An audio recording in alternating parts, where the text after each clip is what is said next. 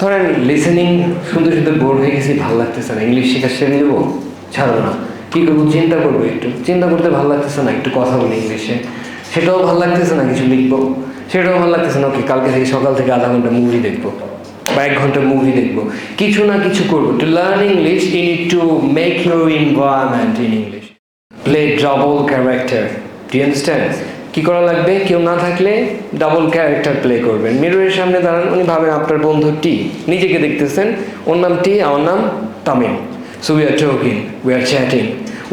All the aim is goes to improve our English proficiency level. Yeah, that's all you're gonna do.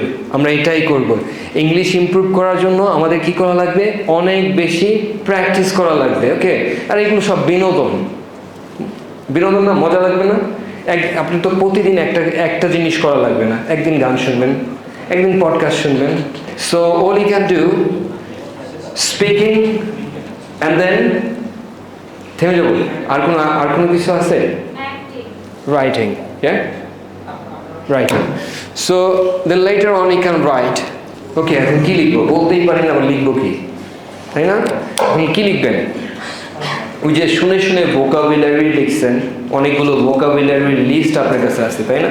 সেগুলো দিয়ে sentence বানানোর try করে। ভুল হোক, thousand ভুল হোক, গ্রামাটিক্যাল রেঞ্জ অ্যান্ড অ্যাকুরেসিতে ডাজন্ট ম্যাটার। ওকে, প্রতিদিন একটা ডায়েরি নিয়ে বসেন, 10 minutes জাস্ট স্পেন্ড করেন, রাইট সামথিং।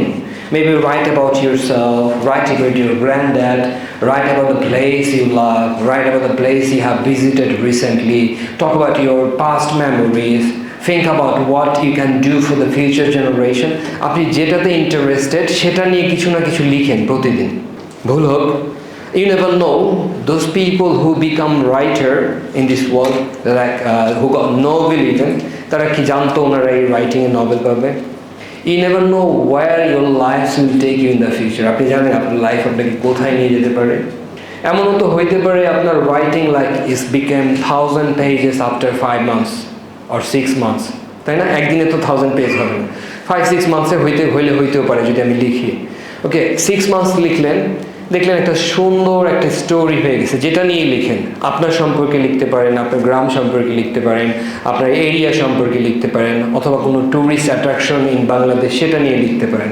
ওকে, দেন ধরলাম অনেক গ্রামাটিক্যাল রেঞ্জ অ্যাকুরেসি প্রবলেম আছে, সেগুলো ধরেন আফটার 6 মান্থস যখন আপনি আপনার বুকটার দিকে তাকাবেন, দেখবেন একটা কমপ্লিট স্টোরি বুক হয়ে গেছে। সেগুলো কোনো পাবলিকেশনে দিলে they will fix the grammatical error and published for you. আপনি renowned writer হয়ে যেতে পারেন, you never know. Okay, so কি করা লাগে? প্রতিদিন কিছু না কিছু লিখেন, ভুল হোক doesn't matter, write something every single day, whatever you find new vocabulary, whatever you think. আপনি যদি আবার চিন্তা করতে পারেন, টিচার বলছে যে ইংলিশে চিন্তা করতে, এখন তো বাংলায় চিন্তা করা বন্ধ হয়ে গেছে। হ্যাঁ, এখন তো বাংলায় চিন্তা করেন, ব্রেন পুরো ডাউন হয়ে গেছে, নল হয়ে গেছে। সো কী করবেন সেই ক্ষেত্রে? Write your daily task, then translate. Okay, কিছু না কিছু প্রতিদিন লেখার ট্রাই করবেন। Okay, whatever you know. So then after that we can watch movies.